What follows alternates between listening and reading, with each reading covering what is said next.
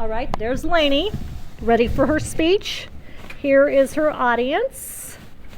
And are you in there, kiddo? Yeah. Yeah, gotcha. So, are professional athletes paid too much? According to the Forbes website posted on May 16, 2024, the statistics of the highest paid athlete of the year show Cristiano Ronaldo as the highest paid athlete, earning a total of $260 million a year. According to Salary.com, public school teacher salary in Kansas, posted on November 2024, the average teacher salary in Kansas is $56,000. So here you can see all these athletes and all of their salaries, and how there's the military, teachers, and nurses are not even close to that in the salaries. I personally cannot imagine working a 9-to-5 job every day and making barely enough to live or get by, while there's athletes who work only 2 hours a day and are making plenty of money. So professional athletes are paid too much, and after discussing the money breakdowns, job comparisons, and the effects that it has on society, I hope you'll come to this conclusion as well.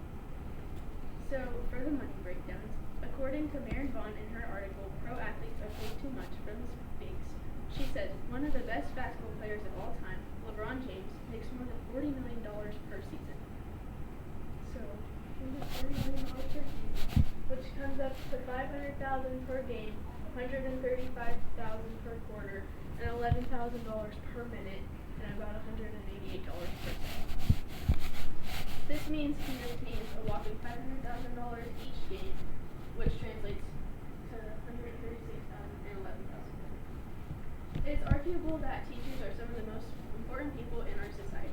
They teach future generations and are the reasons why so many people are successful. The average NBA salary is $10 million, while, as I said earlier, the average teacher salary is $56,000. This means it would take about 160 years for a teacher to make what an NBA player makes in one season. As I said earlier, Cristiano Ronaldo, a famous soccer player, makes about $260 million per year. That is a monthly endorsement, but he also makes $34 million per season. According to Stack.com, a day in the life of Cristiano Ronaldo, what he eats in his training program, Ronaldo practices 3 to 4 hours per day and 5 days a week, which amounts to about 1,000 hours per year.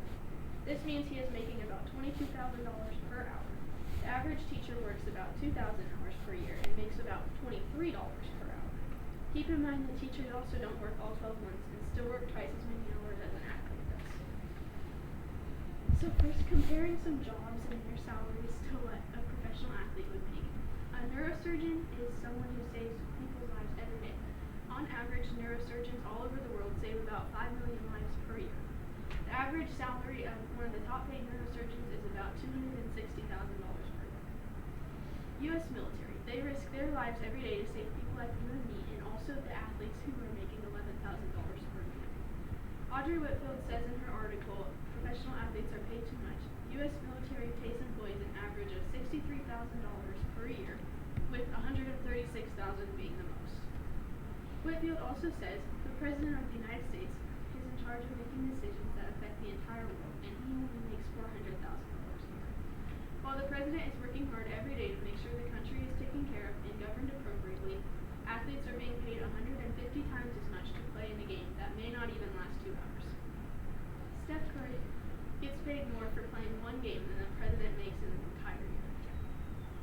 So some effects that it has on our society. Allowing athletes to make so much money can have such a big influence on society that can negatively affect how younger generations view the workplace. It can create unrealistic aspirations among these generations. This can create a focus on acquiring fame, fortune, and success through athletic ability instead of on hard work and education. The revenue generated by sports leagues limits the resources available to other vital aspects in our society. The billions of dollars going into the sports industry creates a limit on the resources that are available to career fields such as healthcare, education, and infrastructure. The wealth gap of athletes is continuing to grow, and the salary of the average NBA player is 200 times that of the average working U.S. citizen. Professional athletes should be compensated for the amount of work they put into their seasons.